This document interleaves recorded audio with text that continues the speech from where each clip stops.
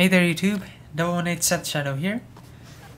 So I'm gonna do another card review, this time on Dragonic Kaiser Vermillion from Breaker of Limits, Cardfight Vanguard.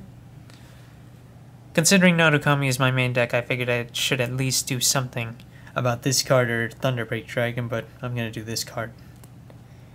So, it's Dragonic Kaiser Vermillion, 11k power, Narukami Thunder Dragon. It's a triple rare in Breaker of Limits, and it can also be found as an SP. Sadly, I don't have one SP. Grade 3, it has a limit break ability, counterblast 3 cards. Until the end of the turn, it gets 2000 power, and it battles every unit in the front row with just one attack. Then, if you have a non-Narukami Vanguard or Rearguard, it gets minus 2k, so it's one of those cards which just will not work well with other clans. But that's pretty common for 11ks. They've always got some kind of a minus 2k drawback. Usually it's this one, or if there's just not another member of the same clan there. Anyway, so just a quick overview. The ability is basically you pay 3 as a counterblast, and then you attack every unit in your opponent's front row, including the Vanguard. So, you ideally want to use it when your opponent has 2 rear guards in the front, preferably interceptors, and, of course, the Vanguard.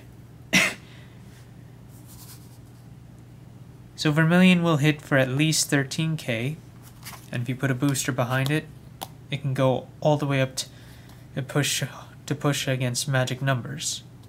If it's Ryan, it can hit 20.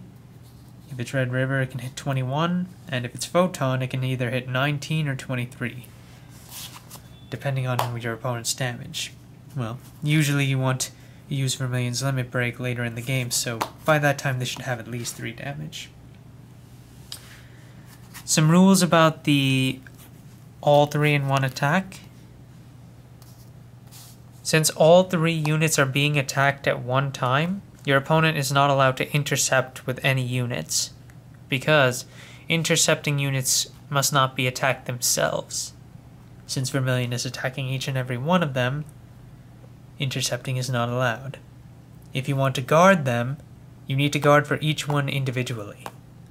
So, you can't just drop a perfect shield and pray it guards all of them. You need to drop 3 perfect shields in order to block for all 3. 2 perfect shields to block for 2, and 1 perfect shield to drop for 1. That's one of the nice things about Vermillion. It forces your opponent to either really guard to protect the rear guards, or lose the rear guards and either take the damage or protect the Vanguard. And that's what makes it rather devastating. Especially if these are S-Special interceptors. If your opponent has 2 special interceptors and you Vermillion them, they're going to be crying for almost the rest of the game. They just lost 20k in shield plus 2 attackers, basically. But I don't see special interceptors used as much now, so that's probably not as likely to happen. But some things I have to say about Vermillion's limit break. It's a powerful effect, but still rather fragile. You need to be at 4 damage at least, and you need to have 3 open counterblast. So basically you can't use that many counterblasting abilities if you want to use Vermillion, or you're going to have to hope on heal triggers and Garuda. Garuda is the unflipper for Narukami, basically. If it hits the Vanguard, you can unflip 1 damage.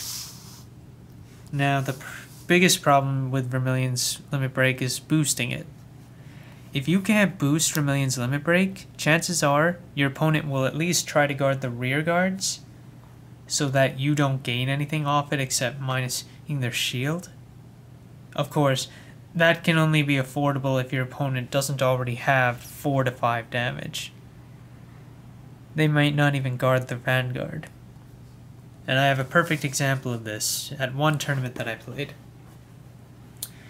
I played against a gold paladin deck who was getting pretty high up on me. He got me to 4 damage. I think it was even 5, I don't remember. As a result, I had to maintain a shielding hand, and I didn't have any boosters for Vermillion.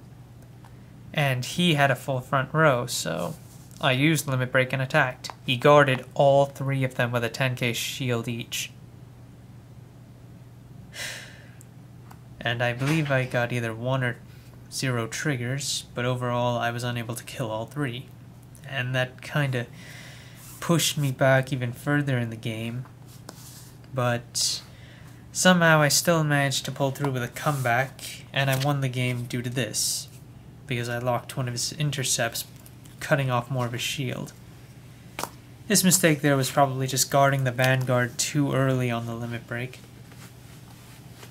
If he hadn't, he probably could have survived, but I ended up winning that game.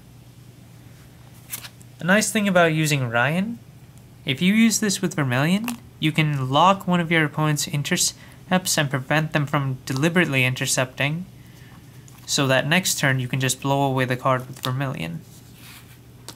Because if I was playing against Narukami, I would try to at least, if I was able to afford it, get rid of my interceptors so that I don't lose the guarding. But that's only if I can afford it. If I'm running low on attackers, I just can't afford it. But if I've got plenty of attackers still in hand, then I'll use up my intercepts so that Vermillion can only hit a grade 3, which has no intercept capability anyway. And therefore, while Vermillion does kill an attacker, it does not kill a shielder, making it less significant. So ideally, you want to use Vermillion to hit intercepting units.